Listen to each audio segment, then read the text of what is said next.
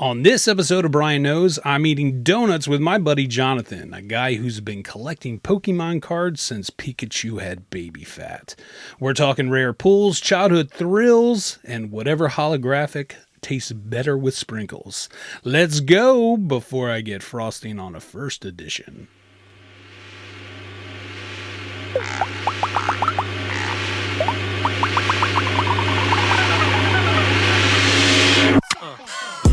Let's start the show. It's Brian Knows. So kick back, relax, and let him guide your soul.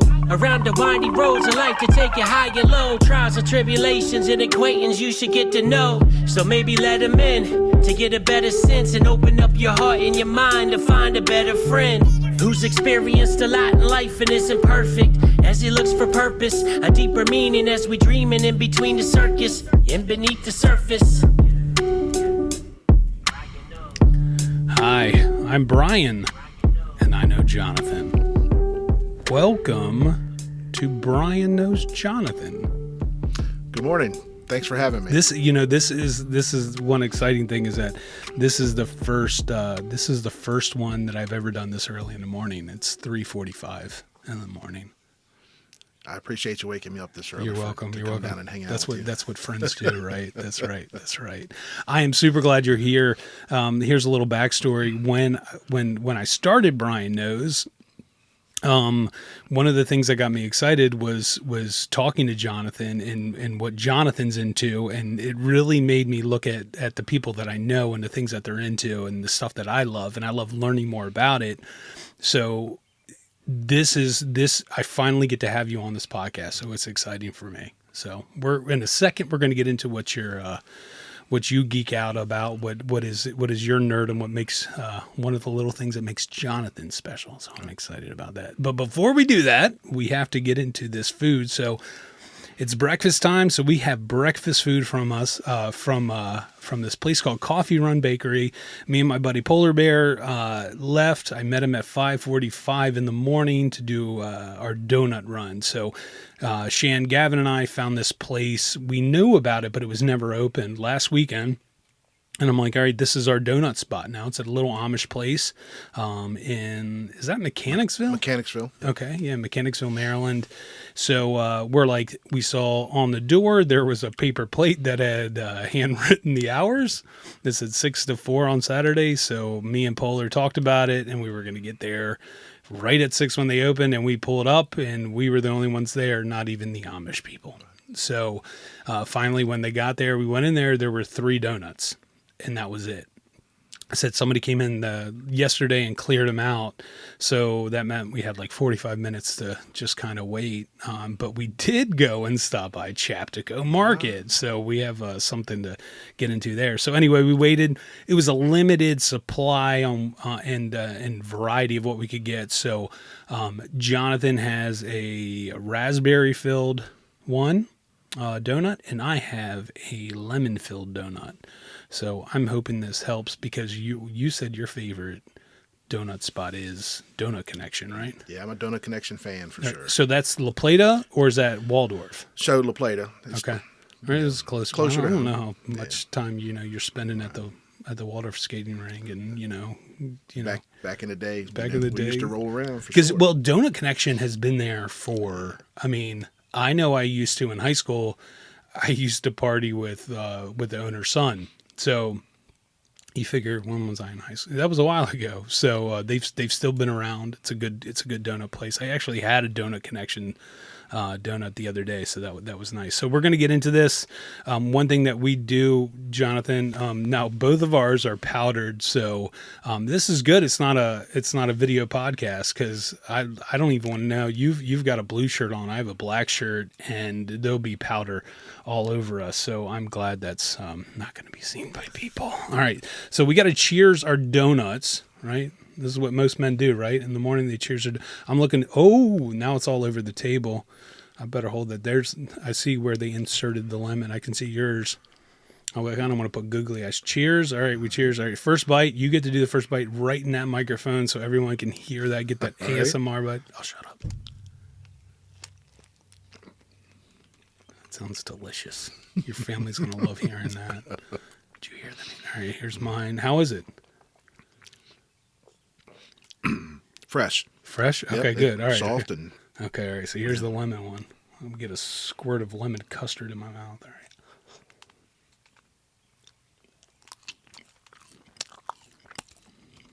right. That's delicious.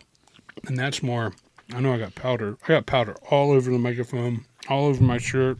yeah, good thing there's no video here. Yeah, this is, I mean, it is all over the mic. I don't know why I'm doing that when I'm going to be eating more. I'm a mess. That was a stupid call on my end, too. I mean, see, you can eat it and still be fancy. I'm not me, you know? I mean, I got to get another bite. The filling is like, You can tell it was fresh made this morning. yeah. I mean, This is like lemon meringue pie right here.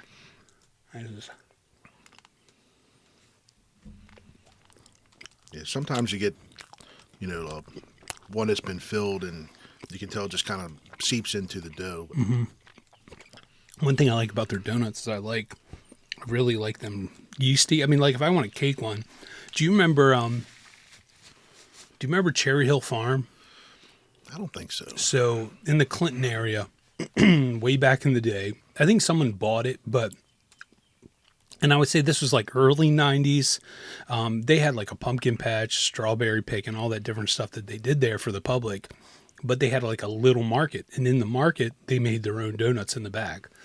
So when I was younger and I would perform doing magic shows, they booked me during the fall every Sunday, and they would pay me every Sunday with a crisp $100 bill and 2 dozen donuts. I was more excited about the donuts than that $100 bill as a teenager. Their donuts were these moist, cakey donuts. They have their own taste. Supposedly there's a farm over there. I don't know what the name of the farm is that has like a grocery store around the Clinton area that they sell the same donuts. They got the recipe and the machine. So, a buddy from work was telling me about that. So I got to try that. I want to get one more bite and then we're going to get into your geekiness. I mean, this is. It is good. I used to think my favorite pie was a key lime pie from a kid, and then I realized I was getting the flavors totally messed up, and it's lemon meringue. So anytime I get that taste, I gotta blow that off. All right. Okay. So we are here to eat, but we are here. You're fine. How are you eating and you have nothing on you?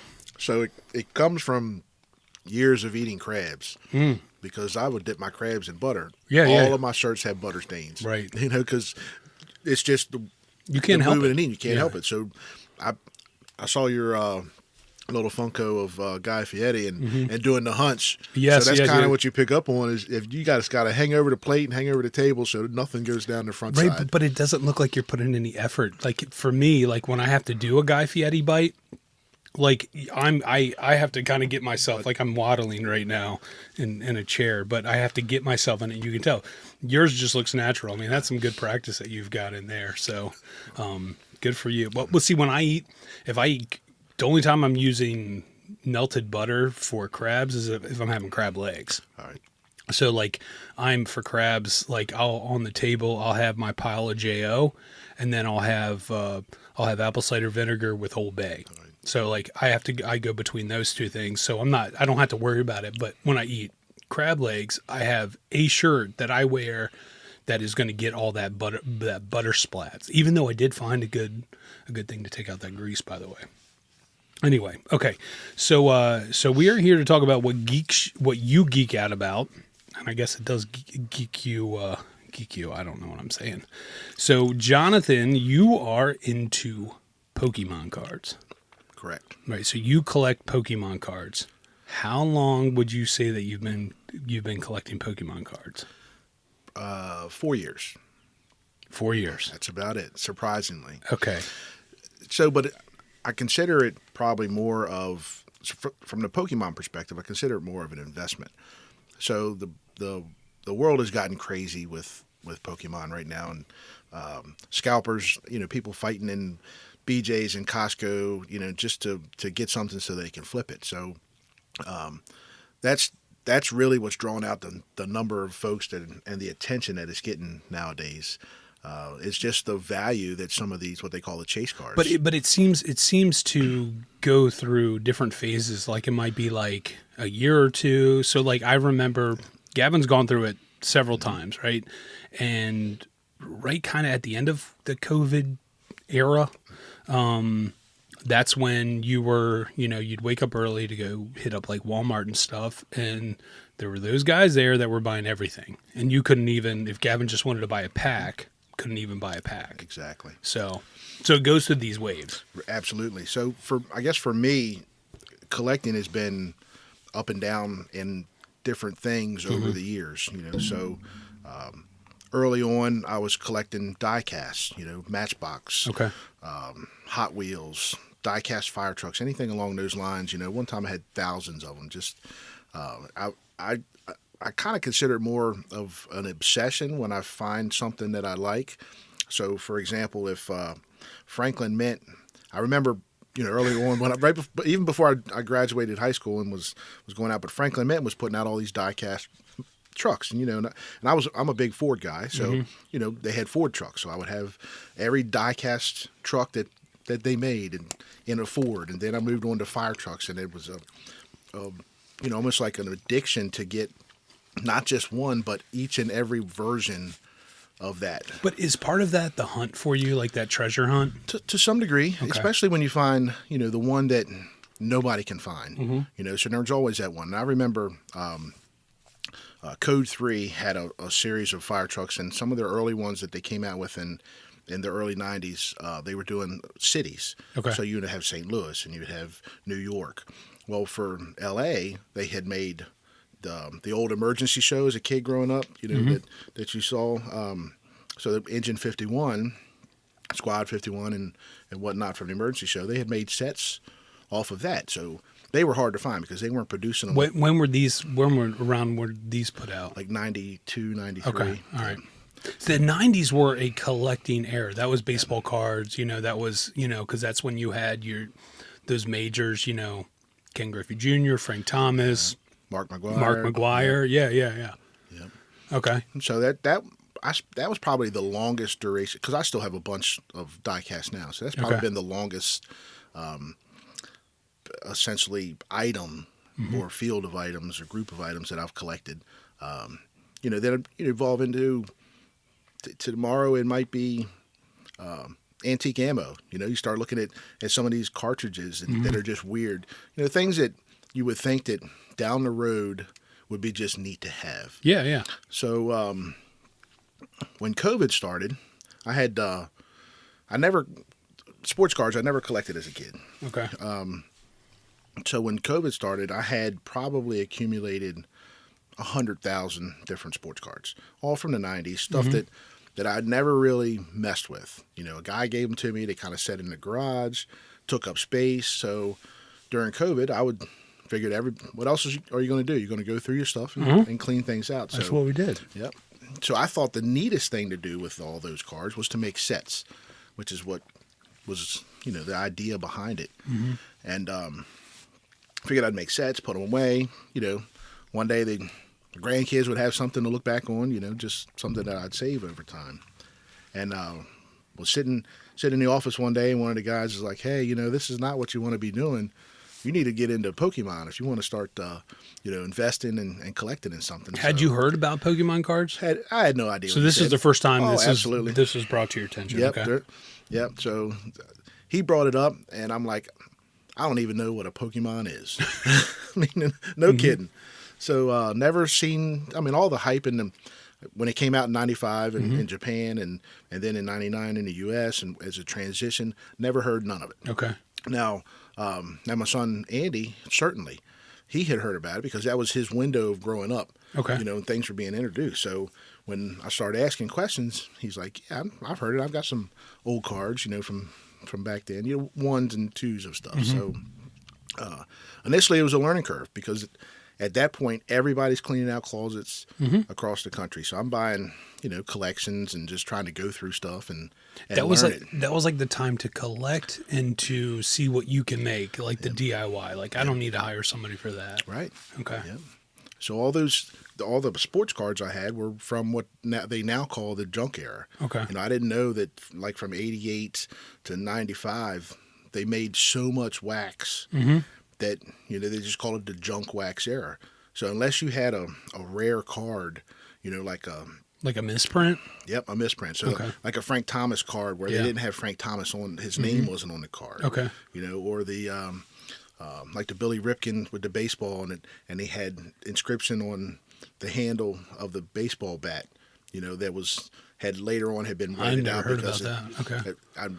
It's a little profanity, and I'm trying to be no, I appreciate here. It is a family podcast. Yeah. So, but he did. He had curse words on his baseball bat. So those were some of the things that people would go through thousands of cards to try and find that rare. So that's what I ended up doing with what I had left. Was searching and trying to find, that rare. So that was a perfect time to introduce you to a new kind of collecting. Absolutely. Okay. So once I started, and then I had no idea of value and even more so having stuff graded to preserve their value and things like that. So a lot of trial and error on the front end, a lot of learning curves, so to speak. So you had to learn all about Pokemon when you're doing now. Is this based off? It was a Japanese cartoon. Yeah. So the cards came from the cartoon, yes or no? So I don't know that it was a Japanese cartoon. I know it was it started in Japan as a card. Okay, yeah, all right. And I'm not 100% sure about what those original, I guess they call them names now. Okay. Some of the stuff I can't even pronounce because I'm in a different generation. So I get it, right. But the cartoons that we grew up on, that the current terminology is different than us calling it a cartoon. Okay. So when in 95s when those originals were listed or were being produced, it wasn't even they weren't coming out as a Pokemon card. They were coming out under a different and of course I'm drawing a blank now. No, it's okay. But they had, instead of it being the blue backgrounds like Pokemon has now, there was red and green, and there was different and blue. It was just different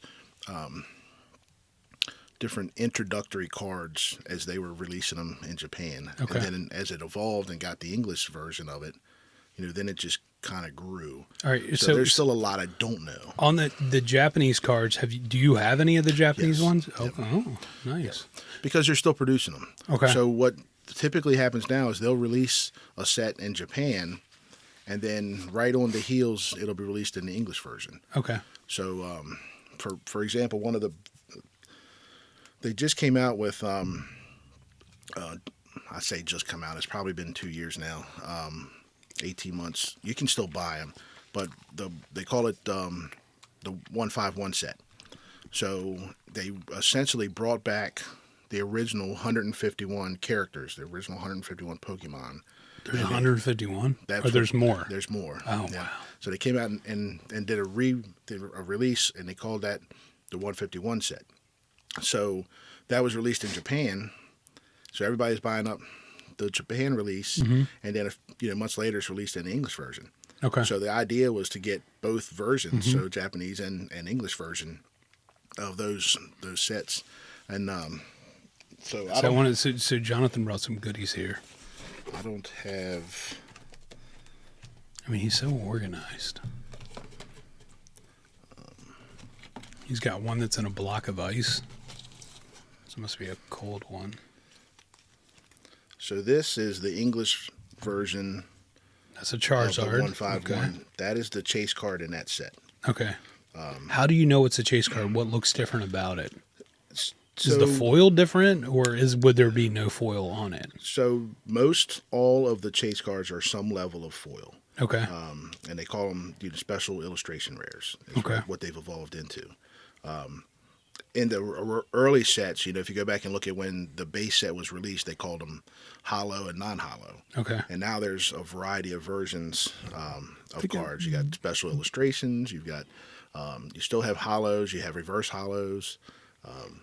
It's They're pretty just trying neat. to see what they can add on to it. It's a pretty card. And it's I'm moving it back and forth to see the light reflect on it. It should have a texture on it too. Oh, I'm not going to take my donut fingies and do that. Just look at me and he's going to punch me in the face. But those, like that one is what is that set. Japan and English came out in 151. But going back to some of the history, so where we headed with that is, it's in this box. He pulls it on. He brought 34 boxes here. I had to get a hand truck from the house to kind of move all this around.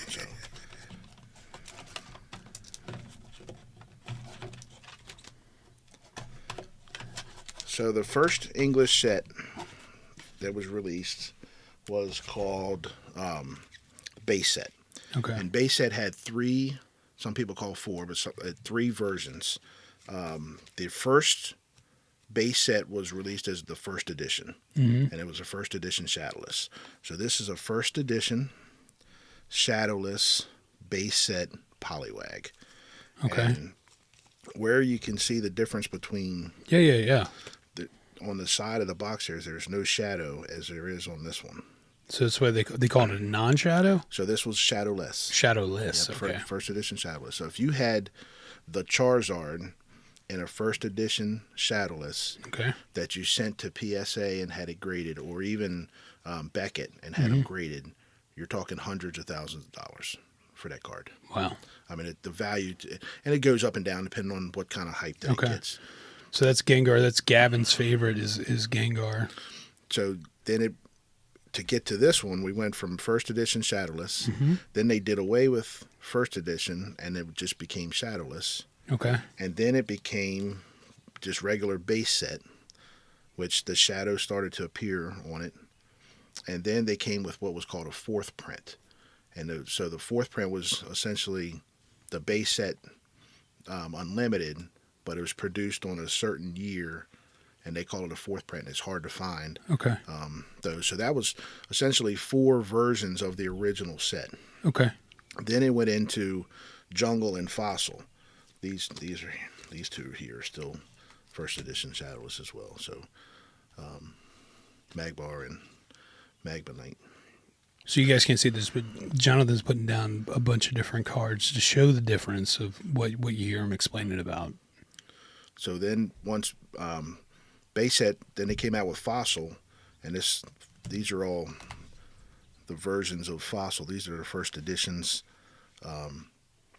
Gengar and Hunter and Hypno, and the still not being I know a lot of folks are going to eat me up on this. I'm not the true Pokemon fan in that I know what evolves. Okay. So essentially, it's like a butterfly starts a caterpillar to understand. So you start with one, and then the character evolves into other stuff in the show. Gavin's kind of explained that to me because I didn't get that, and he's like, "Well, that's that," and I'm like, "But it looks like this." He's like, "Well, yeah, it's because it evolved from this one and then evolved to that." So okay. Yep. So that's what happens here. They evolve. And so these are the holo version. These are from a collector standpoint, especially being a first edition. These are the ones that you want to collect. So those are harder ones to find. Especially now. Okay.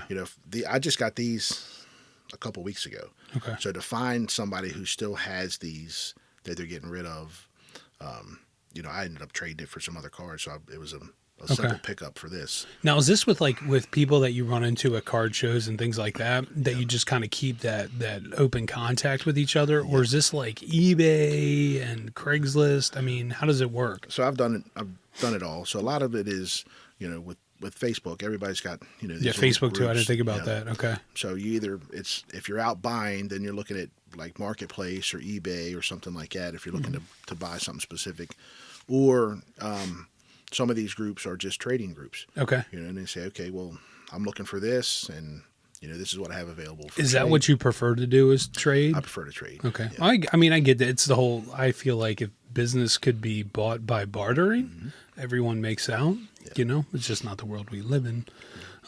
But anyway, all right, that's great. So do you remember when you started getting into like your first major find for yourself? Do you remember what that was? Where you were hyped from it? Yeah. So a lot of the earlier stuff that I was picking up in collections, and these some folks are still good at making master sets.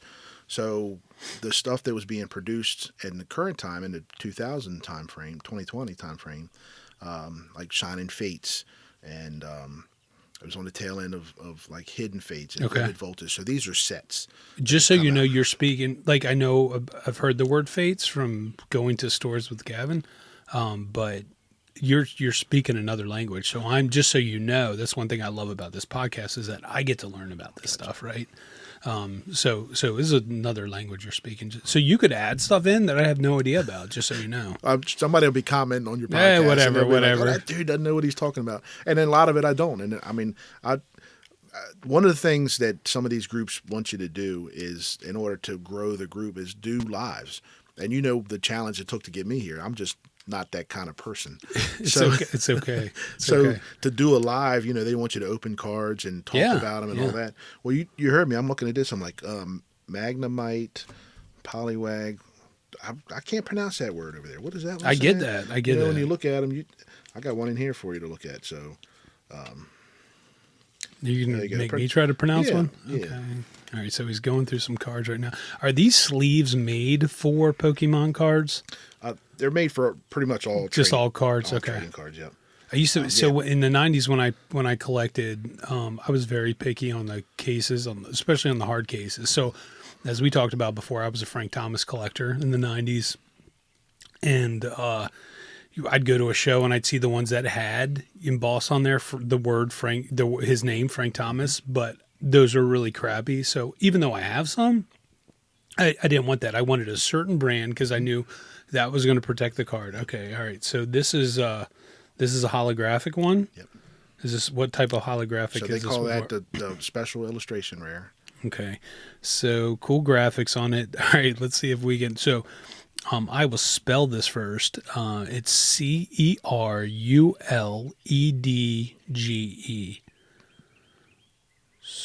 Ceruledge. Cerulege? What is it? And I don't know. Oh, I can't pronounce it either. And that's the funny thing when I'm talking to these guys. I'm like, I'd be the guy, I'm on a live and I'm like, hey, you all tell me what that is. Next card. No, I get it. So with my job, I pronounce everything wrong, I realized. So my director will constantly just, instead of making me feel stupid, he'll just say it the correct way afterwards, but I still feel stupid. Yeah, I have no idea. I wouldn't be good at this. So in doing audio recordings, there's something when it's written, when you're reading an ad, it's called copy, and everything is written the way that it sounds. Okay, so if I'm pronouncing somebody's last name, then I'm going to it's going to be typed up in the way that it sounds, not the actual way. So I wish they kind of did that with Pokemon cards because I'm totally lost. Hey, Polar, if you're listening to it, so my buddy Polar, the only tattoos he has are Pokemon tattoos. Okay. Some beautiful. He has a really cool Gengar tattoo. It's huge. So if you know what this one is, when I see you next time, tell me how to pronounce it, and I'll let Jonathan know. So anyway, he just hit up a Pokemon Con the other week in Richmond, I think. Yeah, that was a big one. Yeah, he said it was awesome. There's one today, and I don't, whether you put plugs in or folks or not. It doesn't. It's going to come out after. But there's one today down in Leonardtown at the Rex. Mm-hmm. Now that place is predominantly sports, but they've been growing with some Pokemon vendors. Okay. This time of the year, they're competing. I mean, there's 3 or 4 today. There's a couple tomorrow. There's a huge one tomorrow in Leesburg. Okay. But you got to know what you're looking for. Right. No, I get it. Yeah.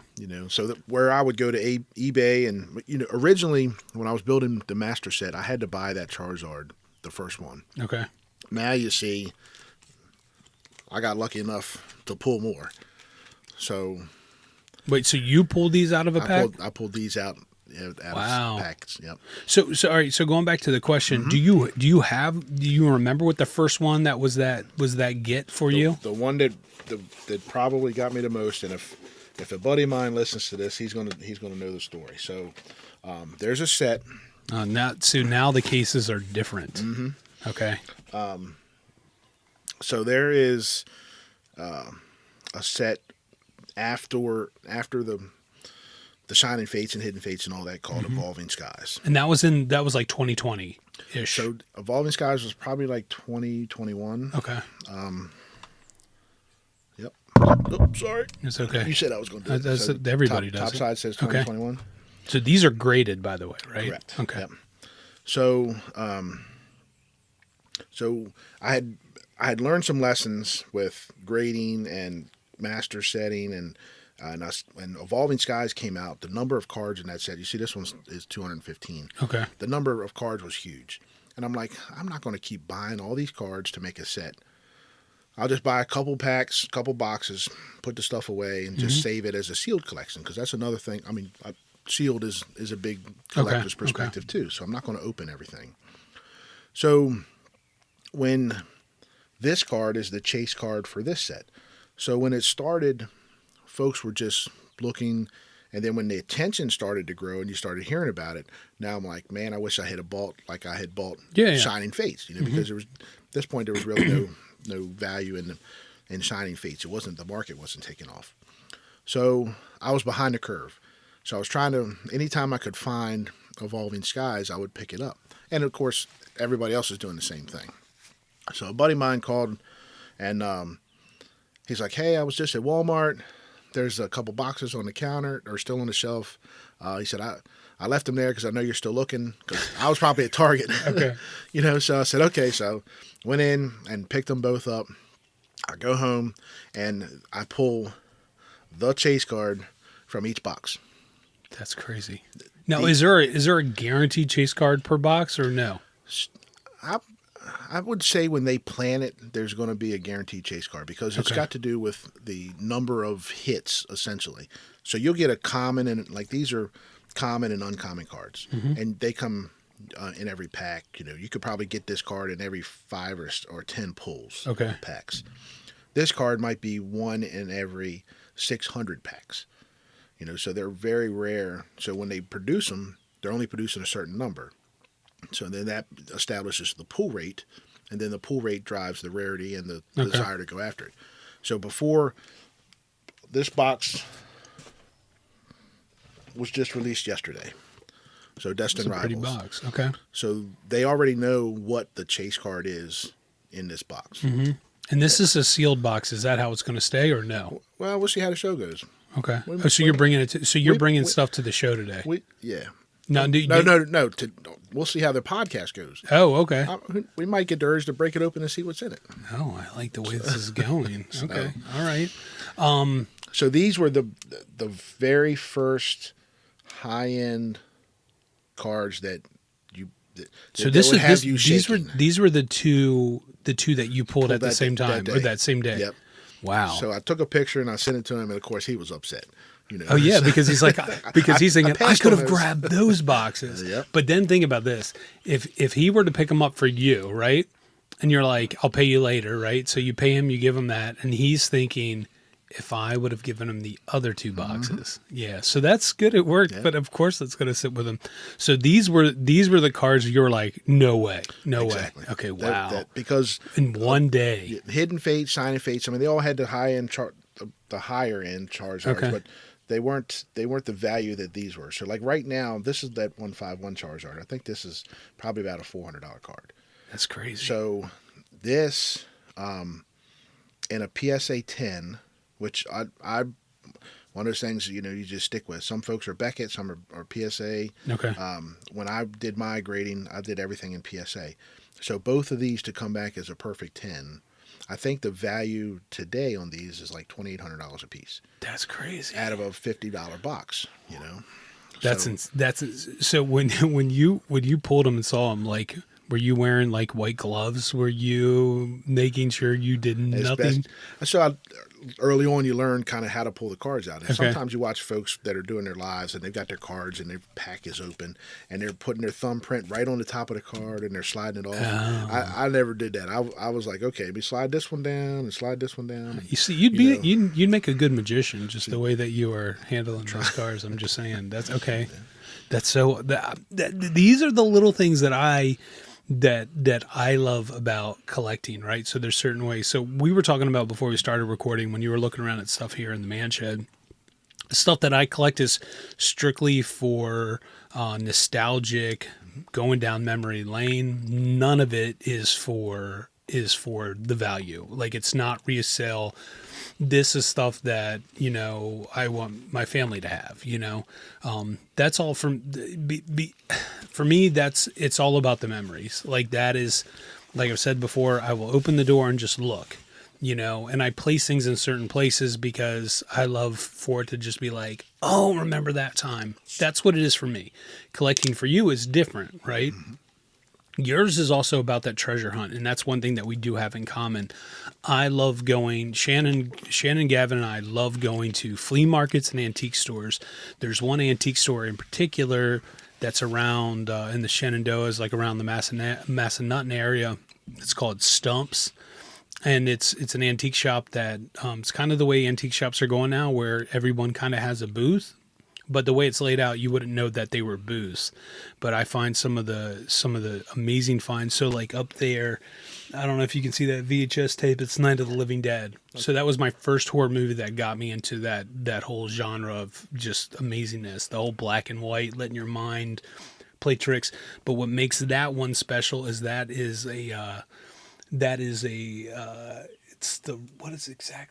the Reefer edition. So like, those ones are hard to find. Now that was only $20, but it was that find, sure. Right? So that's what I like about going into those stores. Going into places, finding a rare Funko Pop. There's in Fredericksburg, there's this, I can never think of the name of this comic store. It's right by like a big Goodwill. But they have really good Funko Pops you don't find all the time. That's because they buy from people's estates. So like I found a Teen Wolf with I almost called him Marty McFly. Michael J. Fox. With Michael J. Fox, right? So I didn't know that there was that Teen Wolf, because if you talk to Teen Wolf people, they think that you're talking about the MTV show, which just that's not what I'm talking about. So to find things like that, I get excited, right? I want that find. So I like going to comic book shops for that. So I'm not looking at cards, I still like going into baseball card shops to find the 90s cards, right? But that's it where it comes into cards. Pokemon cards, since I haven't known anything about them, I'm not looking at that thing. So mine's nostalgic. Yours, that's all I was trying to get to. But everybody knows that I don't shut up and I repeat the same thing over and over. Yours is about the value side of it, and I love that. So these two cards, so this is an Umbreon, mm-hmm. Okay, and they're both Umbreons. You got the same chase cards? I'm just realizing the same chase card, one out of each box. That's what got him so wound up. Was that and nobody could believe that was the story, that because you wouldn't expect them to be both of them that close. Yeah. You figure if the store gets 10 in a case and they put them out, but who would have thought that it would have come that way? You one in 100 cases you might find one.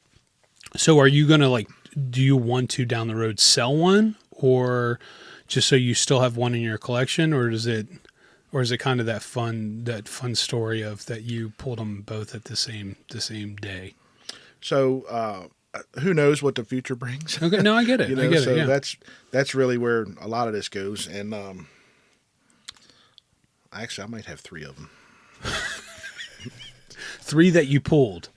Yes, that's insane. I think I did get rid of for one. You so you can. At this point, he's got 57 boxes open. Was there a card that took you like a couple years to find, like one that you were looking for, and it was a serious hunt to find it? So, talking about these shadowless. Mm-hmm. So I was fortunate enough to hold. To have the opportunity to get a first edition shadowless Charizard. So not the $100,000 version. There's a $100,000 one? Yeah. Yep. That's insane. Wow. Let's see what, just to give you, so you got to have all these little apps in your phone so you can, of course I don't have enough signal. Welcome to the area. Exactly. But you've got to, there's some price apps out there, price charting and TCG Player and things like that. So a lot of that's where you go to it. Okay. But the card that I had, instead of it being a 10, was a PSA 4. So it was worth about $4,000. Oh my gosh. So just to have had it, to say one time that I had a first edition Charizard was wonderful. So I did end up selling that one not too long ago. A guy started. Was that hard to sell it? It was to some degree, Okay. but once you realize that you're never gonna have that set, Okay.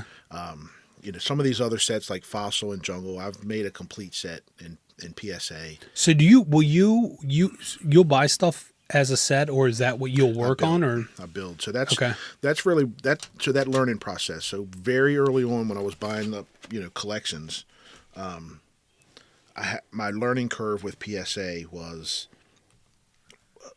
cost you a little bit. So I didn't understand condition and cleaning and what was good and what wasn't. I figured, hey, this is a base set, shadowless first edition card. Yeah. I want to get it graded. So you're grading card after card after card, and they're coming back at 4s and 5s, and you want the 9 or 10. Do you have an idea what they're going to grade it at before you send it, or no? I didn't. Okay. Because I jumped into it so fast. Yeah. And at the time, I think it was taken off. PSA was getting ready to change their structure. So back when I first started grading, cards were like $10 a card. Well, now it's $15 a card, and it could be more depending upon the price. So. Or the value. So these cards, they'll do, and a lot of people complain about it, but to some degree it makes sense. So if I send off a card and the card itself is worth $20, it doesn't cost much to send it back in insurance. If I send a $3,000 card out and it comes back as a 10, then you got to pay extra for insurance and carry it. So that makes sense. But PSA, they call it an upcharge. So if it's valued in a certain block, then it's going to be that value. So some cards cost $150, some cost $250. Oh. If you found that Frank Thomas with no writing on it, or his name's not on it, and say that's a $5,000 card, it might cost you $500 to get it graded. Well, that's crazy. I mean, I get it. I get it, and they probably want that. Those are the cards they want to come in so they can make more money. Yep. Okay. Now, do you have any ones that you have sold, or one that you sold that you regretted selling that later or trading it later? I'm probably always going to say yes. Okay. Because I didn't get into this. While I know there's value, for me it's all about the fact that, hey, I've got 3 of these cards and I'm going to keep them forever. I get it, right? No, I get it. It's like, what are you going to do? And then if you let one go just because you're like, well, I'm never going to do anything with it. Maybe I'll let one go. And then down the road, like today, you're sitting there having a conversation and say, well, I have 2, but I used to have 3. Right. You get more. I get that. I get it. So you do the same thing that I do. It sounds like if I see something I like, I'm going to get a couple of it. And then years later, I'm going to notice that I still have a couple of it because I got that one because in case that broke or something. Yeah. So I do that with magic tricks, right? There's this one trick. It's called Pocket Nightmare. It's one of my favorite card tricks that's out there, and I have a couple of them, and because I didn't want anything to happen to them, and I still have a couple of them. Nothing's happened to any of them, so I get that. I get that. We're gonna finish up here. So I want to talk about So I saw the other cards. What's that big set that you have? The longer set. So this was... It's a bigger box. It is, yep. So here, we'll move when they market this stuff, it all comes out in a variety of... Let's take some of this out of the way. So while you move those, I'm going to open up this package to those Chaptico Market breakfast egg rolls. Have you ever had these? I don't think so. They told me there was egg and scrapple, so get this open. Jonathan's putting away all the cards that we have out on the table. How big would you... What do you think like the dimensions of that box are? It's probably 14 inches long. Okay. It's a good sized box. About 3 inches deep. So it does have like a holographic image of a Pikachu with things going around his head. Oh, mine fell. 5-second rule. There's yours. 5-second rule. That was like 7. Okay, there's not much on the floor that would be in here. So, like the evolving skies we were talking about. Okay. Are we going to take a minute and try a bite of Yeah, these? let's try. I like get the it way built in. I like So the it's way a sit that here, you're hosting this podcast. Thanks for taking my job, Jonathan. All right, I'm going to take the first bite in the air first. It's a good size egg roll. It's been sitting for a little bit, but oh well.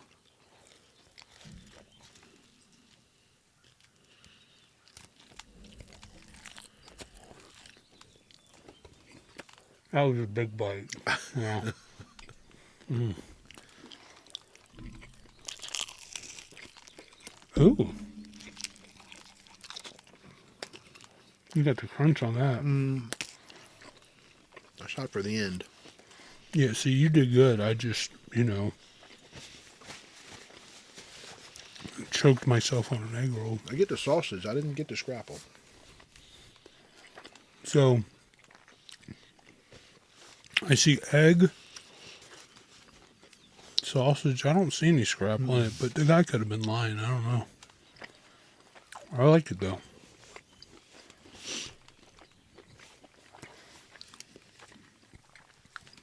I mean, it reminds me of this place around here. It sells these crab egg rolls. I heard about that place. Yeah, Pretty good. Yeah. They're so popular. I don't know if you ever heard this story about, we were on a cruise. We were in Bermuda. Met this random guy, super nice, him and his wife. And we were talking about Southern Maryland. He's like, there's this one place that sells crab egg rolls. I said, is it Bubba's place? And he goes, yeah, that's it. And I said, yeah, I know all about Bubba's place. All right, so let's get into the prismatic evolutions. Yes. So, as these sets go, and there's probably 10 or 12 different sets that are released a year. Okay. So as they go through set to set, so coming from the Evolving Skies in 2021, the 151 was a big set, and then there were some sets in between, and Prismatic ended up being a big push. I got a lot of hype on the front end, and when they started releasing it, there's a variety of ways in which the sets come out. So you can either get it in, this is called an ETB. So this is the Elite Trainer box. Okay. These usually come with like 10 packs in it, a set of dice, marker. It's got an instruction book that actually tells you how to play the game, because it is a trading card game. Okay. I mean, these people have competitions. Have you ever been to one? No. Okay. Because just like pronouncing that one, right. I wouldn't know how to build a deck or anything. I got you. But there's a lot of followers, even in the Southern Maryland area, where they have games. So when they're collecting, it's different. They're collecting stuff to build their deck to play with. Okay. Yeah. And there's world competitions on these. That's crazy. I had no idea. See, I've only looked at it, besides when everyone was doing Pokemon Go, I've just looked at it as the collecting side of it. Mm-hmm. So, okay. Yeah. So Prismatic was the most recent up until yesterday, when Destined Rivals was released yesterday. So that's brand new. It's brand spanking new. So the Prismatic's been out for probably about 6 weeks now, and it's been huge. So this box is their super premium collection. So you can either get them in a sleeved booster, single pack, or sometimes they come with a coin and a promo that are called check lane boosters, and then there's like 2-pack blisters. And the coins used for the game? Well, the coins are used for collecting. It's just for collect. Okay. Yeah. Okay. If they've got other use, then it's outside of my wheelhouse. Okay. Not really sure about it. 3-pack blisters. They do an ETB. Sometimes they do a booster box, which has 36 packs. Now, for this set, they didn't. So some sets are expansion packs that they don't do booster boxes. So it's all in their marketing. Okay. So when they introduced this is what they're calling their super premium collection. And over the last 5 or 6 years, they've done probably 4 or 5 sets that have these. Mm-hmm. So they did it like for 151. They did it in when they did the celebration, so the 25th anniversary of Pokemon, they did a UPC for those. So highly collectible. They end up with a lot of value to them. So the prismatic is essentially what everybody's been chasing the last couple months. So the chase card in that, coincidentally, is the Umbreon. Okay. So that these are cards from that. Those are cards from this set. Those are pretty. So, and then these are the others that are part of. These are all the special illustration rares that are part Those of are this all set. rare ones. Okay. Yep. Wow, that's neat. So that's I mean, what the you're looking for. the graphics in them are awesome. And I mean, is this all considered Japanese style art? Is that so the artwork originates in Japan with they're the first release, and then it comes to the English version. So is there much difference, or is it just the No, translation that's on it? I think the artwork across the board stays pretty much the same. Okay. The wording, the configurations. And I've learned now. I mean, there's French, Dutch. They do it in a variety of languages. There's the Japanese, and there's a Chinese version and a Korean version. So, but Japanese and English are seem to be the ones that are sought after the most. Have you? It sounds a little different. Have you ever been to La Plata Pharmacy? Yes. Do you know Francis? I don't know. I went in there one time and I saw that he had some cards on the counter. So Francis is into collecting. It's always like the Japanese art, stuff like that. It's not the stuff that you're buying here. It's the stuff you have to go on these rare sites and find. He gave me one site, and it was the hardest site to view. Of course, I tried it on my phone first. That was impossible. Tried it on the computer. I was so lost. You have to know what you're looking for, but that's, certain collectors. So,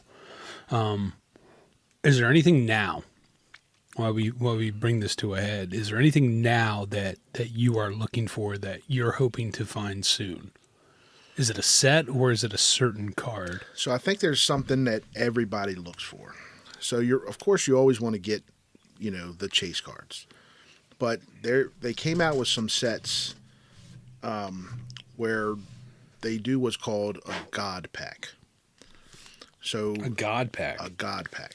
Okay. So there's usually it's like 10 or sometimes depending on whether it's Japanese or English, but the number of cards. So let's say there's 10 cards in the pack.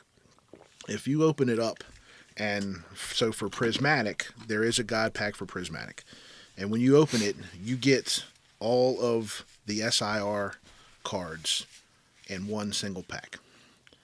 So An SRI is the special illustration rare. So Okay. these cards here, you get the Sylveon, the Leafeon, the Glaceon, the Umbreon. You sound Italian right now, by the way. Those are the only ones I can pronounce, because notice I didn't pronounce that other one. Yeah, that's it. That's the same one. Was that the same one I was trying to? Yeah. Okay. Yep. So these are all Prismatic Evolution Okay. special illustration rare cards. I've opened a lot of packs to get this collection, but you'll get one pack that has them all, and that's the God pack. That's really what everybody would be, the So pot they at the make end of the they ribbon. make them this way. Yep. Are they super expensive to get? It's like finding that one of one in a sports So card. that's all you know. Okay. You have no Okay. idea. Wow. There's, if you go to YouTube and TikTok, there's video of people, in a sports store, little, 10-year-old, and he was fortunate enough to open it up. I thought the kid was going to pass out, because they get to shaking. It's that rare. Wow. To have accomplished one. So yeah, you'd like to catch a God I get pack. that. Yeah. I get that. And have you had a God pack? So I did for Japanese. Okay. So when they did it for the 151, you end up with what they call, in the base set, they call the original the big three. So you had a Charizard, Blastoise, and Venusaur. Mm-hmm. So those cards in the original set, in a God pack, you end up with the evolutions of them. So you get the 3 cards for each of the big 3. And that's, like the Japanese God pack. And it was Okay. It was a good one to catch, but there's a variety of them that are those unicorns. Where can you find them? But that's the fun part to it. And I know there's got to be times where you're like, I'm not going to buy any more packs because you're not getting anything out of them. But it's that joy of opening those packs.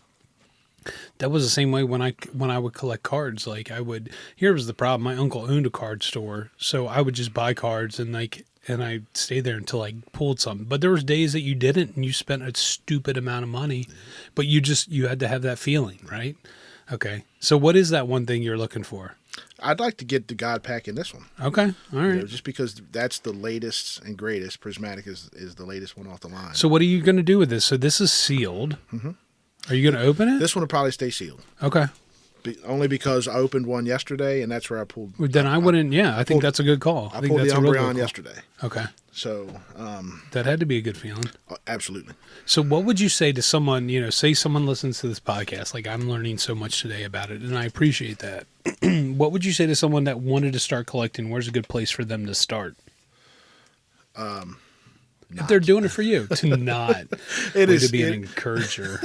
It gets. So I would say learn about it first. Okay.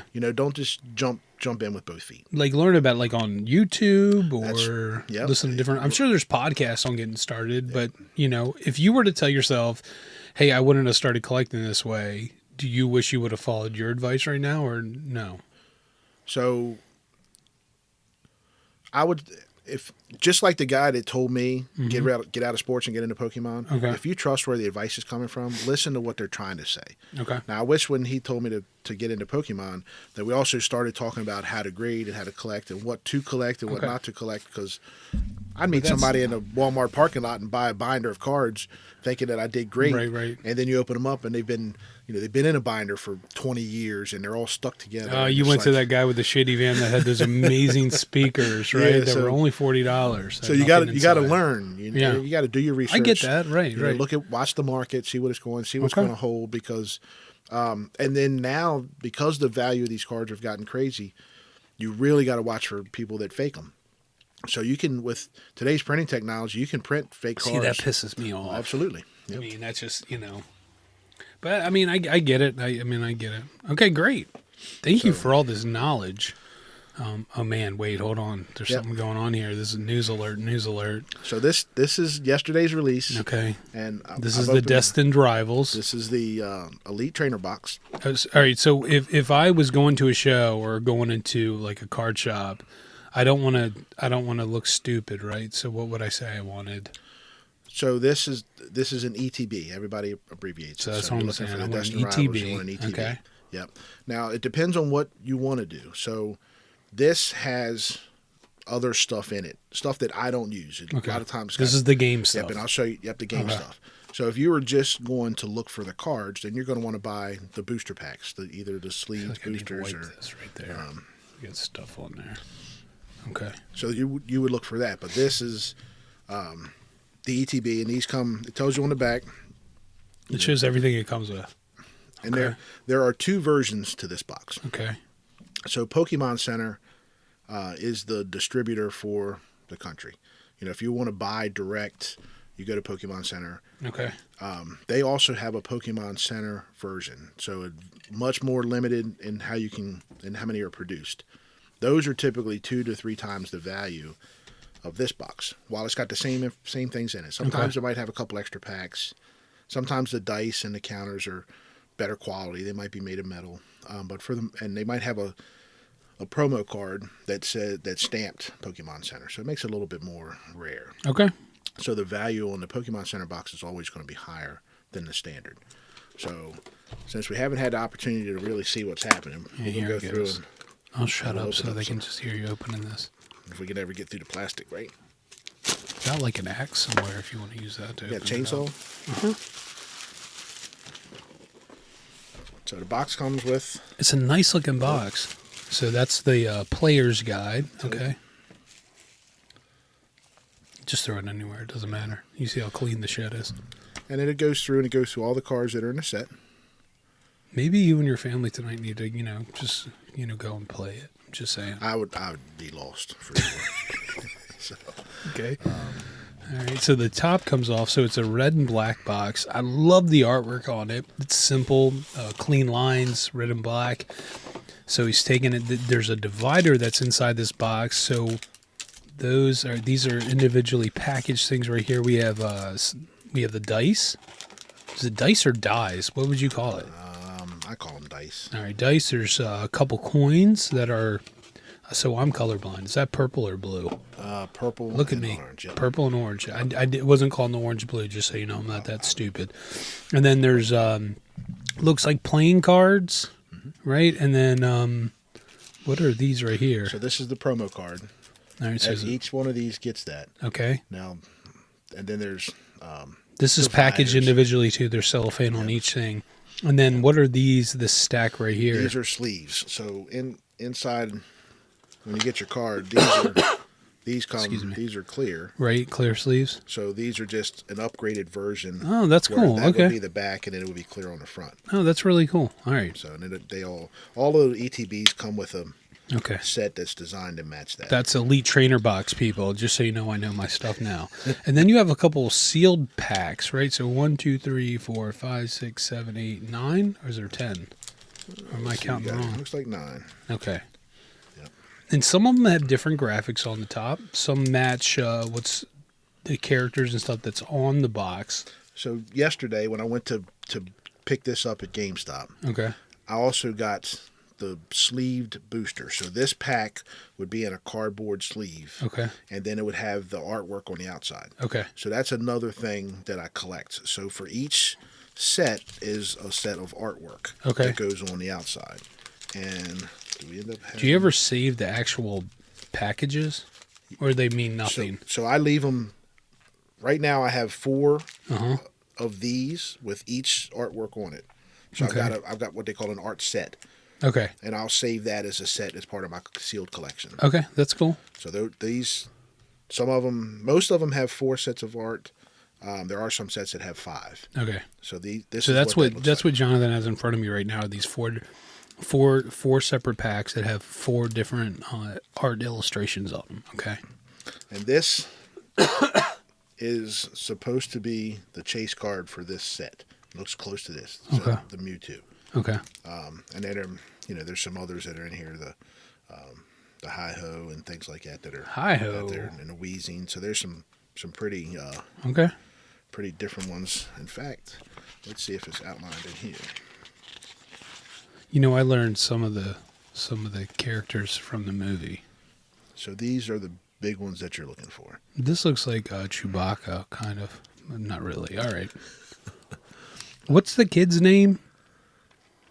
Which kid? I don't know. The one that's always holding a Pokemon ball. Ralph? Is it Ralph? We'll call him Ralph. Okay. All right. I'm pretty sure it's not. I didn't know if he knew. And I should. That's from the cartoon, though. Yeah. But they've got cards with him on it. Okay. The one that wears the red and white hat. He should dress up as him for Halloween. Just throw Pokemon cards at kids as they trick or treat. And I don't see him in here. Okay, don't worry about it. It's not important. So Ralph. I like his name as Ralph.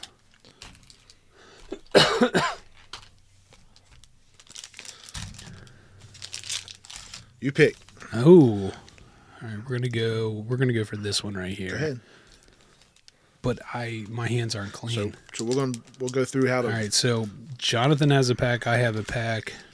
This has the same type of graphic. It's a scarlet and violet, but that was on the box, right? So Or that no? Yep. So that is the error. Okay.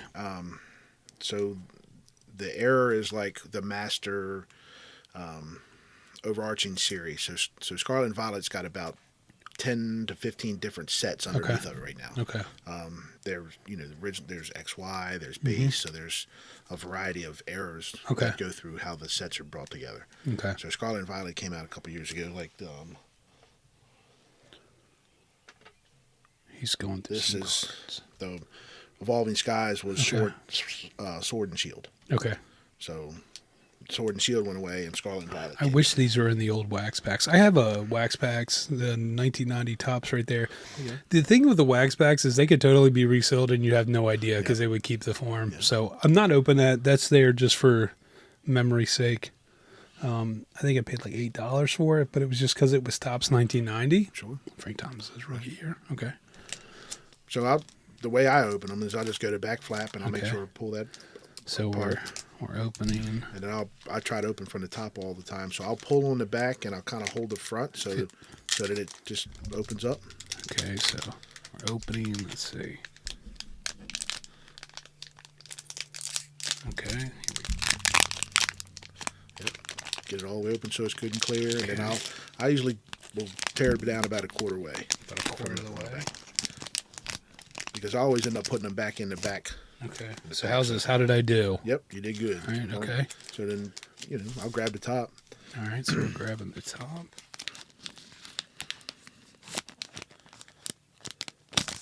Okay. And then you've got... So I need to turn this over. Okay. So there used to be a trick, depending on the set, folks would shuffle them up. They would put, take 4 off the bottom, put on the top, so that you knew where the cards would be. So Okay. The way this set is set up, most of your common and uncommon cards are going to be the non-holo, like you see here. Okay. So this is Team. The one I have is Team Rocket's Chingling. How do you know it's Team Rockets? It says it. This one says Team Rocket. Right Oh, here. okay, yeah. Mine says Hippopotamus. I'm not even going to try. All right. Okay. That's why I said I'm not going to No, do I get live it. because Okay. I'll get through that. So All right, so we're holding them a certain way just so you So guys I just know. kind of flip them, So I'll put them face down because I'm Face back down, in order. okay. All right. So then I've got a Team Rockets Grimer. And I have a Team Rockets Econs. It looks like a snake. Okay. And here's one of those ones where I would struggle with. So Team Rockets Terratula. So mine kind of looks like a weird chicken, a Kambuskin. Yeah. All right. And then here's Misty's Magikarp. Okay, and I have a Cynthia's Phoebus. So they got looks like a weird piranha. Barraskewda. Okay, and I have Steven's Claydol. Yeah. Now we're getting into So here you've got these are your common and uncommons, and now you get into supporters and energy. So all of those have and it says supporter meaning. on it. So this is a trainer. Yep. So they've got meanings in how the game is played. Okay. All right. So I've got Team Rockets I Proton. have Team Rockets Ariana, and it says draw cards until you have 5 cards in your hand. Okay. And then Team Rocket Okay. Murkrow. And I have Floatzel. Oh, this one looks neat. And then I've got another Team Rocket Grimer. And I have Primeape. Oh, who comes up with these names? Okay. So now you get into a change. So now each set's going to have a reverse holo. So this is a reverse holo. Yep. So and the way to look at the reverse holo. So see where the artwork is. That's not holo. Right. And then the rest of the card is. So that's okay. the reverse holo. So I've got a Team Rockets Mimikyu Okay. reverse holo. Okay. And I have a Team Rockets Raticate. It's a cool looking. I was so excited when I saw the holographic one. Wait, did you get one or no? Mine's different. You got the pick. You got the right one. You got a full art. I've got a standard holo. Okay. So the artwork is holo. Zamazenta. Okay, and I have Electroviri EX. What does EX stand for? Good question. But I love this. So This sounds weird, but I'm sure you get the smell of the cards over the breakfast egg roll and Jelly donut. filled donuts. Yes. So I can't remember what the EX stands for, but the EX is like the step up from like your regular holos. So there's Okay. a bunch of EXs that are in the set. Jonathan, I pulled this because I'm special. What you That's what picked my it? mom always told me. She threw me out the car. We're glad that you got it. That's for sure. So you've got a. It's without having access to the internet, it's probably a $3, $4, $5 card. Look at that. I'm worth $3 or $4. But it could be worth more because this just came out, so I haven't even done any research on. Well, the set. I hope this card is worth millions for you. I don't- That way you can move out of your van. This the graphics on this, the illustration is awesome. I love it. Okay. All right, let's get past this one.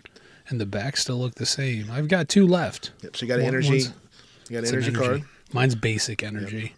But that's basic. leaf, which is green, and then of course I know they got different names for them. And then I've got the purple eye, which I think is psychic. Okay. And then you get a code card, so you can play the game online. So you can redeem these QR codes to go online and play the game. You know, when I used to do magic, I thought I had mental abilities because I had a doctor that said I was psychopathic. I think that's what that means. All right. Thank you for showing us that. All right, let's get, thank you for all the education with this. And that was fun opening it back, so I appreciate that. And I hope you guys enjoyed it. I just pulled Jonathan a $400,000 card. Let's talk about these donuts. So what would you rate these? Now, you only had one kind. Now, you told me your favorite is... Donut Connection. Right, it's Donut Connection, right. But what were the two that you said? So I'm a cake version. Okay, you're not yeasty. Right, so I like they've got a cherry cake donut and their sour cream. So sour cream, that's what's up. Okay. Yeah, so those are good. What'd you think of these donuts from Coffee Run Bakery? They were outstanding. Okay. Like we were saying in the beginning, I think that, you had the advantage because you got them when they were fresh being cooked. Right. But everything came across as fresh ingredients and good flavor. The right amount of filler, per bite, so just like you'd want in a jelly donut. Filler per bite, an FPB, folks. That's how we say it in the fat industry, an FPB. Filler per bite. I love it. I want to make a shirt and put it on the website. That's made just for you, John, an FPB. Okay. Can I trademark that before you make the shirt? You got it. I'll give you all proceeds of the sales. By the way, I make absolutely no money off the site, so you're welcome for that. No money. We got to pay for Pokemon somehow. You have to. This is something I'm not going to be able to get into because of the lack of money. Okay, and then let's talk about. Chaptico has some good staples. What'd you think of the one bite that you took of your breakfast egg roll? Isn't that what the pizza guy does? One bite, you know the rules? Yeah, he does, but he eats the whole thing. Yeah, if you can get it done in one bite. Yeah. My bite was like almost half. Was it more than a quarter that I had, and choke on that thing. I liked it. So, and I liked it. I'm not a big egg roll fan, which unfortunately you would think because of Bubba's Place. Right, makes no sense. Normally when I do my breakfast mix like that, I'll mix it into like a croissant. Okay, I get that. So that you get more. To me, I want to get more of the breakfast flavor than I do the wrap.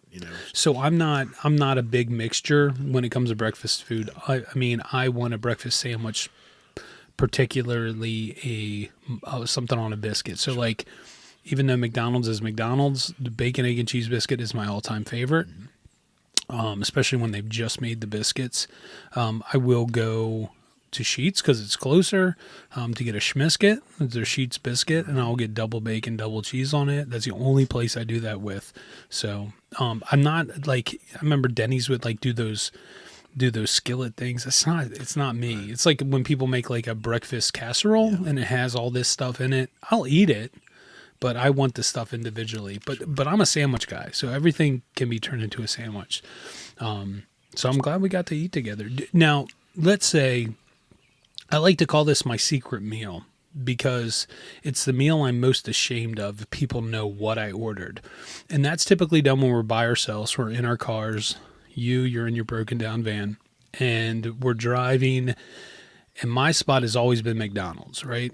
And Shannon would call, and I've talked about this before. She would talk about my appetizer meal. So when we used to live at our other house, McDonald's was literally 3 minutes away from our house.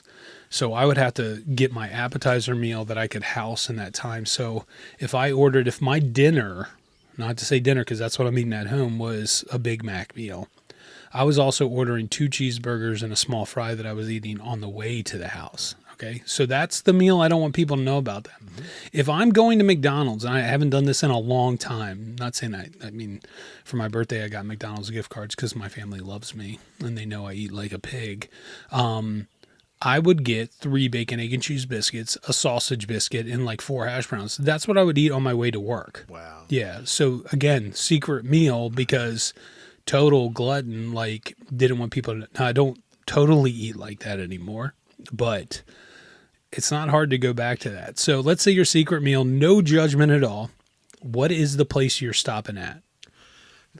So surprisingly, I don't really have in your case. Why do you like say that. surprised? Don't say surprisingly, because everyone has. Now, I've had guests on that I was so disappointed, and now you're making me feel I'm going to be disappointed in your secret meal. This is the meal that nobody sees you eat, Jonathan. This is in your broken down van that nobody knows about. But I really don't have that secret meal. Wow. That's where I think you were going to. But there are times in which, I mean, it's not like I'm going to drive up the road and make sure the truck's running and the van's running and not gassing everybody. But I'm looking for. I'm not going to that specific place. So I am a big burger guy now, but it's not McDonald's. Okay, so that's fine. It's either I like Shake Shack. Okay, so in that there's no Shake Shack in Southern Maryland. You got to go to MGM. Oh my gosh, man! I mean, you were going yeah, but or over in Fredericksburg. So I love Fredericksburg. Those are the places you're going for. So my favorite is that flat bread pizza. So if I can get that pizza and get a slice out of it before I get it home for the family, then that's what I'm doing. But if there's that secret piece that you really don't want nobody to know, that's what it's usually when it's only probably a couple times a year. You're on vacation, and the kids are looking for those. You donuts. Didn't hear me when I said no judgment. I mean, you said wow when I told you what I was eating. I mean, wow. Okay. But there's the thing that kind of melts in your mouth and will just disappear like 6 at a time. Is if you make it to Krispy Kreme. I knew you were going to say that. And it's the hot donut. It's the hot sign. one. They dissolve like cotton candy in your mouth. Yes, they do. Next thing you know, you're like, I got to go get another dozen because I ate them on the way to the hotel. So that I get it. That's the ones you don't want anybody seeing. But the sad thing, when I would order, when I used to work in Rockville, there was one right by my office, and I would do it. And I was good. I would only get 2, right?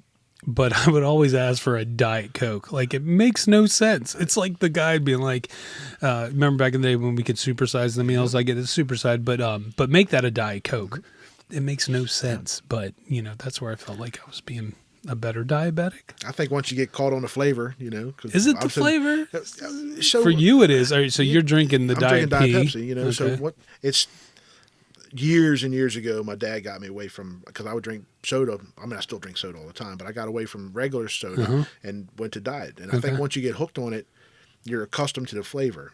I get that, but I was still picked. But the reason I don't go to regular, I stick it. I'm not a fan of the zero ones. For some reason, they taste different. If I get a zero Coke, it's not as good as a Diet Coke to me. I don't know why. It tastes different. But I was also like that with Diet Coke as a kid. My mom got me on that, so I stayed on that. But I'm going to go to a Coke. But the problem is like the carbs are too high. If I'm going to ruin my diabetes even more, then I'd rather use that with a donut more than I am with my drink, But on vacation, like we always go south, so I'm always getting like mellow yellow, This is where I wish they still had Surge. Do you remember Surge? Yep, sure do. Oh gosh, I know I liked you. That was my, that was my favorite. Was Surge. It was like the mix of like a Mountain Dew, a mellow yellow, and a Sprite all together. Oh, Surge was the best. Anyway, if anyone has any, you can send them to me. 555. I wish that was a real place. Okay. Great. Okay. Well, no, I get that. I get, so I do feel better but I get the Krispy Kreme donuts, how they just dissolve. They just, when they're hot. And it's hard to stop. And you ask them for that little cool hat too, so you can wear that while you're driving to the hotel. That's great. When you're cooking at home, are you the cook of the house? I'm probably say 25%. Okay. There's certain meals. Okay. So, now you do have some good cooks in your family. I know that, right? Yeah. Okay. You're 25%. Okay. There's spaghetti. There's a certain way I like my spaghetti cooked. Some folks like. Are you a one pot person? No. Okay. 10 pots. 10. Wow. Yeah. Okay. My wife is my wife's a one pot. And good for her. Because I like when you cook the meat, I want to strain the meat out. I don't want all that transitioning into the sauce. So, and I'm like mine spicy, so mine gets cayenne. Which there's nothing wrong with that. Do you ever put sugar in it? So her grandmother would put sugar in it. I love that. They like that sweetness to it. Yeah. So, well, they say it cuts in the acidity, but I don't care about that. I like the sweet taste to it. When I was a kid, we didn't have sugar really in our house. Everything was equal. So I'd put equal in it, but it was a sweetener. So spaghetti's the meal you're going to? Spaghetti's my 10-pot dinner spaghetti. one that I cook. Yep. Okay. You know, so I got to have a pot for the noodles and a pot for the sauce and a pot for and of course you got to have like three pans for the bread because that's got to make it even better. You know? Yeah. But yeah, spaghetti and then I'm a big breakfast cooker. So, you know, between whatever it's going to be, and it depends on the setting. So when I talk about, you know, my mix, so normally on the holidays, we end up with, I take that Pillsbury crescent dough and you flatten it all out, and then I'll put all the mix in it and then bake Do you ever it. buy the pizza one that's flat? Yeah. All right. Okay. All right. So doing, the same thing. So you make that hot pocket essentially. Yeah. But bacon, eggs, scrapple, sausage. Are you ever potatoes. cooking breakfast outside? Do you have like a griddle? Blackstone? Yeah, Yep. Blackstone. Okay. Yeah, that's my favorite. I love the Blackstone mornings. And what I do, I have to prep, right? So I have to make sure I have all the ingredients. But my goal is to fill up the Blackstone, okay? So the night before, I'll boil potatoes, okay? So they're just ready to go. I'll throw them on there. And I love the Blackstone. I call it the flipper. the spatula. I call it the flipper. I just love it because they're tough, right? So then I'll chop it up with that. I'll throw onions in there. I'll spice it up. I'll have my oil that I'll squirt on there, right? So I'll have that going. I'll have scrapple going. I'll have sausage, bacon, eggs. Now you have to time it out different. And then at the end, I do the pancake batter. So I've got the whole thing filled, and to me it's the timing. It's like when I'm doing a boil. So when I do a seafood boil, I don't do it in a bag. So I'll put things on at different times with the boil. I know when I'm going to put my kielbasa and my shrimp and my mussels and stuff like that. So I time it out. But like Shannon will tell Gavin to watch out. Our kitchen isn't big, but it's not small.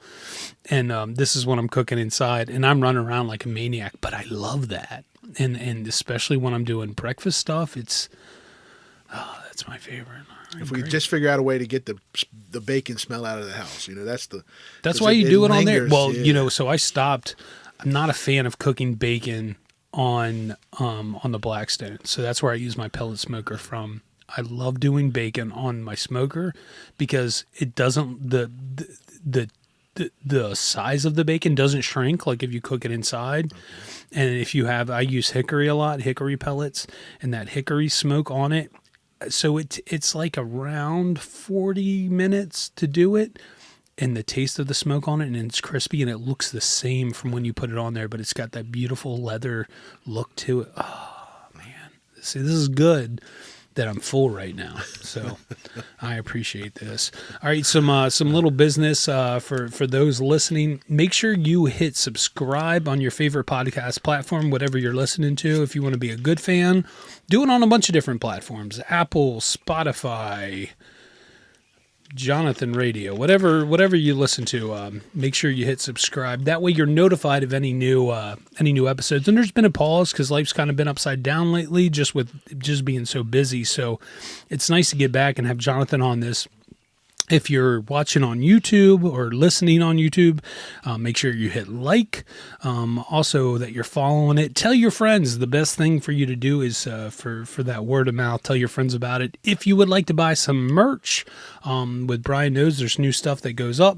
Old stuff comes down. If you take a look at the comments or in the show notes, there'll be a link to that. Again, I don't make anything off of it, but I love seeing the promotion. We got some new retro stickers. As you can tell, the look for the podcast is a little bit different now. Has more of a vintage. Someone said it looks like Fallout. I don't know about that because I don't play Fallout. Play follow. If you're on YouTube, make sure you leave a comment. Say hi. If you're nice, I will comment back. And on YouTube, you can find this at Brian Knows Me. That's the handle, at Brian Knows Me. Jonathan, I think that's it.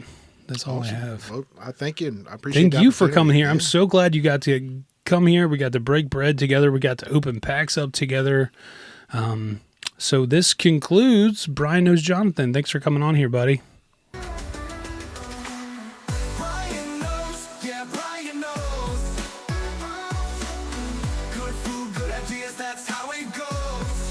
Yeah, real quick before we really stop. You know, the funny thing is, you said, I don't think I'm going to be able to talk for 45 minutes. We've been going for an hour and 24. I see your stop clock going. You see that? You see that? Take one more bite of that. Do it right in the microphone. See if we get some of that crisp in there. You can do it. Perfect. Now go on to the microphone and say, I'm Jonathan and Brian knows me. I'm Jonathan and Brian knows me. Beautiful. Bye, everybody.